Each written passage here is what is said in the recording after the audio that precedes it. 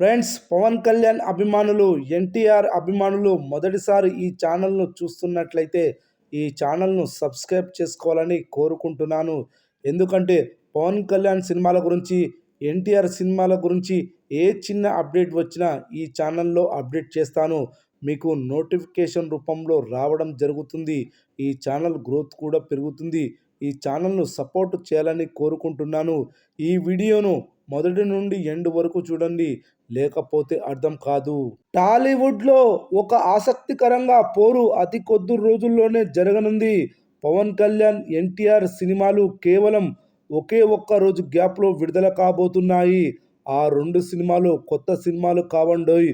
వరుస ఫ్లాప్స్ని ఎదుర్కొంటున్న సమయంలో ఈ ఇద్దరు హీరోల కెరీర్స్ని మలుపు తిప్పే రేంజ్ బ్లాక్ బస్టర్గా నిలిచిన జల్సా, యమదొంగ చిత్రాలు విడుదల కాబోతున్నాయి. జల్సా చిత్రం మే 16న విడుదల కాబోతుండగా యమదొంగ చిత్రం మే 18న విడుదల కాబోతుంది. మే 20న ఎన్టీఆర్ పుట్టినరోజు సందర్భంగా ఈ చిత్రాన్ని 8K వర్షన్లోకి మార్చి రిలీజ్ చేయబోతున్నారు. త్వరలోనే అడ్వాన్స్ బుకింగ్స్ కూడా ప్రారంభం కాబోతున్నాయి.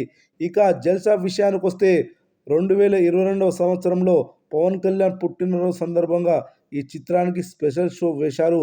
ఈ స్పెషల్ షోకి సెన్సేషనల్ రెస్పాన్స్ వచ్చింది. దాదాపుగా 3,20,00,000 రూపాయల గ్రాస్ వసూళ్లను రాబట్టి ఆల్ టైమ్ ఇండియన్ రికార్డుగా నిలిచింది ఈ చిత్రం. ఇప్పుడు ఈ సినిమాని మరోసారి గ్రాండ్గా రిలీజ్ చేయబోతున్నారు. ఈ రెండు చిత్రాల్లో ఏ సినిమాకు ఎక్కువగా వసూళ్లు వస్తాయనేది ఇప్పుడు సర్వత్రా ఉత్కంఠ నెలకొంది. సింహాద్రి చిత్రం తర్వాత ఎన్టీఆర్ వరుస డిజాస్టర్స్ ఫ్లాప్స్ని ఎదుర్కొని కెరీర్ ముగిసిపోతుందేమో అనే రేంజ్కి పడిపోతున్న సమయంలో వచ్చిన చిత్రం ఇది. అప్పటి వరకు లావుగా కనిపించిన ఎన్టీఆర్ ఈ చిత్రంతో సన్నబడి కనిపించడం అప్పట్లో హాట్ టాపిక్గా మారింది. రాజమౌళి దర్శకత్వంలో తెరకెక్కిన ఈ సినిమా ఆ రోజుల్లో భారీ అంచనాల నడుమ విడుదలై బ్లాక్ బస్టర్ హిట్ టాక్ స్టేటస్ని సొంతం చేసుకుంది. ఇక జల్సా విషయానికి వస్తే ఖుషి తర్వాత పవన్ కళ్యాణ్కి తన రేంజ్ సూపర్ హిట్ పడడం లేదు. అభిమానులు డీలా పడిన సమయంలో విడుదలైన ఈ చిత్రానికి కూడా అద్భుతమైన రెస్పాన్స్ వచ్చింది.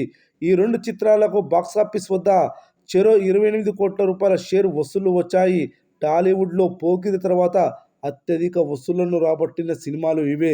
అలా ఆ రోజుల్లో ఈ ఇద్దరు హీరోలకు కంబ్యాక్గా నిలిచిన ఈ రెండు చిత్రాలు దాదాపుగా సరిసమానమైన వసూళ్లను రాబట్టి సెన్సేషన్ని సృష్టించాయి.